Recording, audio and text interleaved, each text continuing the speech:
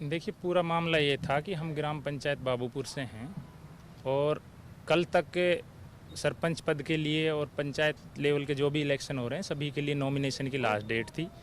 तो हमें पता चला कि सरपंच पद के लिए गांव से कुछ ऐसे उम्मीदवारों ने भी नॉमिनेशन फॉर्म भरा है जिनका पंचायत की ज़मीन पर अवैध कब्जा किया हुआ है। तो सरकार की कंडीशन थी कि जिन लोगों ने पंचायत की ज़मीन पर अवैध कब्जा किया हुआ है वो उनका नॉमिनेशन कैंसिल होना चाहिए। ये उसमें एक हल्फनामा भी दिया गया था हर नॉमिनेशन फॉर्म के साथ कि भाई हमने किसी भी पंचायत की ज़मीन पे कब्जा नहीं किया हुआ है। और जबकि जो मामला सामने आया है कि हमारे गांव से नफीसा पत्नी आफताब पुत्र सिराजुद्दीन, जीनत पत्नी इजहार पुत्र सिराजुद्दीन, मतलब सिराजुद्दीन के दो लड़के हैं आफताब और इजहार, और उनकी दोनों की पत्नियां नफीसा और जीनत दोनों ने अप्लाई किया था। जबकि वो जिस मकान में रहते हैं वो पूरी तरह पंचायत की ज़मीन में है, उन्होंने पूरा अवैध कब्जा किया हुआ है। उसकी सारी रिपोर्ट हमारे पास हैं। अब से पहले डीसी साहब थे शक्ति सिंह जी, उनके आदेश अनुसार उस अवैध कब्जे पर कार्रवाई हुई और डिमार्केशन के लिए एक टीम गठित की गई जिसमें ड्यूटी मजिस्ट्रेट बीडीपीओ इंड्री थे। तो उनके ड्यूटी मजिस्ट्रेट की मौजूदगी में ये पटवारी गिरदावर ने पैमाइश की और पैमाइश में पाया गया कि आफताब और इजहार पुत्र सिराजुद्दीन इनका मकान पंचायत की ज़मीन पे बना हुआ है। उसको लेकर जैसे हमें पता चला कि भाई कल तक इन लोगों ने नॉमिनेशन किया है, तो नॉमिनेशन करने से पहले तो हमें भी नहीं पता था कि कौन कौन नॉमिनेशन करेगा।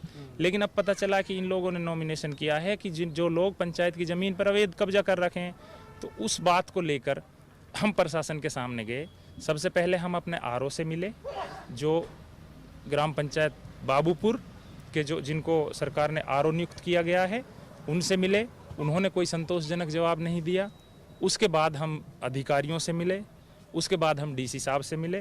डीसी साहब ने भी अपनी तरफ से क्लियर मना कर दिया कि ऐसा नहीं हो सकता, और उल्टा धमकी भरे लहजे में कहा गया कि ये नहीं होगा, ऐसे कुछ नहीं होगा। जबकि अगर कानून बनता है कि अवैध कब्जा करने वाला उसके परिवार का कोई भी अगर सदस्य या उसकी पत्नी या पति अगर कोई भी अवैध पंचायत की ज़मीन पर अवैध कब्जा किया हुआ है तो उसका नॉमिनेशन कैंसिल होना चाहिए। हम इसी मांग को लेकर आए हैं, लेकिन प्रशासन में इसकी कोई सुनवाई नहीं हो रही है। मेरा अगला कदम हाई कोर्ट तक रहेगा। हालांकि जो ये मामला है इससे एसडीएम ऑफिस से हमने रिसीविंग ले ली है अपने ऑब्जेक्शन की, उन्होंने हमें रिसीविंग कॉपी दे दी है। इसके अलावा इस मामले को हमने मेल के जरिए से इलेक्शन कमीशन ऑफ हरियाणा और सारे प्रशासनिक अधिकारियों को भेज दिया गया है, और अगर फिर भी सुनवाई नहीं होती है तो आगे हम हाई कोर्ट तक इसकी लड़ाई लड़ेंगे। क्योंकि अगर हम अपनी हक बात पे हैं तो हमारी जीत होगी, अगर हम गलत बात पे हैं तो हमारी हार होगी। इन लोगों के खिलाफ जो ये डिमार्केशन में ये क्लियर हो गया कि ये पंचायत की ज़मीन पर अवैध कब्जा किया हुआ है, तो उस अवैध कब्जे को हटाने के लिए इजरा नाम से इजरा बोलते हैं शायद, मतलब अवैध जो कब्जा होता है उसको तोड़ने के लिए एक केस फाइल होता है, तो तोड़ने की कार्रवाई हमारे एसडीएम कोर्ट में चल रही है।